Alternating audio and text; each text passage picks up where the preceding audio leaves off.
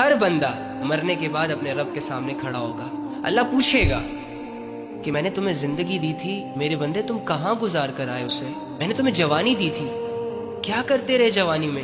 میں نے تمہاری طرف سمجھانے والوں کو بھیجا تھا کہ وہ تمہیں سمجھائیں، وہ تمہیں بتائیں کہ دنیا دھوکہ ہے، زندگی ختم ہونے والی چیز ہے. تم اس دنیا میں کھیل کود کے لیے نہیں پیدا کیے گئے ہو. تو آنے والے حالات کے لیے آپ کیا تیاری کر رہے ہیں؟ وہ دن جس کے بارے میں اللہ رب العزت فرماتے ہیں کہ اس کی جو لینتھ ہوگی وہ ایسی نہیں ہوگی کہ صبح آنکھ کھولی تو کچھ ہی گھنٹوں کے بعد رات ہو گئی اور آپ سو لیے، پھر صبح اٹھے پھر رات ہوگی. نو وے.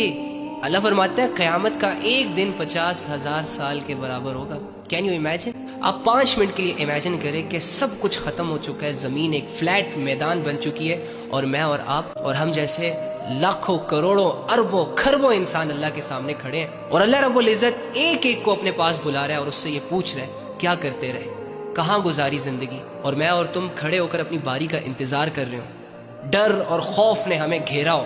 جب ہماری آنکھوں کے سامنے وہ منظر آئیں گے کہ اللہ رب العزت بہت سارے لوگوں کے حق میں ان کے اعمال کی وجہ سے جہنم کے فیصلے کر رہا ہے، اور فرشتے ان لوگوں کو گھسیٹ گھسیٹ کر جہنم میں پھینک رہے ہو، اور میں اور تم چپ چاپ کر کے یہ دیکھ رہے ہو، ابھی ہمارا نمبر نہ آیا ہو. تو کیا میرے اور تمہارے اعمال اس لائق ہیں کہ جب اللہ رب العزت مجھے اپنے سامنے کھڑا کرے گا اور مجھ سے یہ پوچھے گا کہ میرے بندے تم کیا کرتے رہے، تو کیا میں اپنے اعمال اللہ کے سامنے رکھ سکتا ہوں؟ جس طریقے سے میں اور تم اپنی زندگی گزار رہے ہیں، جو اعمال ہم کر رہے ہیں، کیا یہ اعمال ہم اللہ رب العزت کے سامنے رکھ سکتے ہیں؟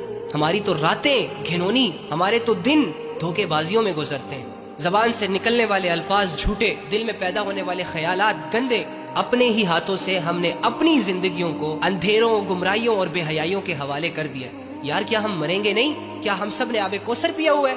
تو اگر ہمارا اس بات پر ایمان اور یقین ہے نا کہ ہم نے مرنا ہے، اور دوسری جانب پھر یہ یقین ہے کہ مرنے کے بعد دوبارہ زندہ ہونا ہے، اور تیسری جانب اگر یہ یقین ہے کہ اللہ رب العزت نے اپنے سامنے کھڑا کر کے پوچھنا ہے، تو پھر مجھے چاہیے کہ میں اپنی زندگی سوچ سمجھ کر جیوں، اپنے فیصلے اللہ کو سامنے رکھ کر کروں، اپنے اعمال پر گہری نظر رکھوں، رک جاؤں ان تمام اعمال سے جن اعمال کو کرتے ہوئے ہمارا ضمیر ہمیں 10 آوازیں دیتا ہے کہ بھائی تو غلط کر رہا ہے، بھائی تو اللہ کی نافرمانی کر رہا ہے، ظلم کر رہا ہے، بے حیائی کر رہا ہے، گناہ کر رہا ہے.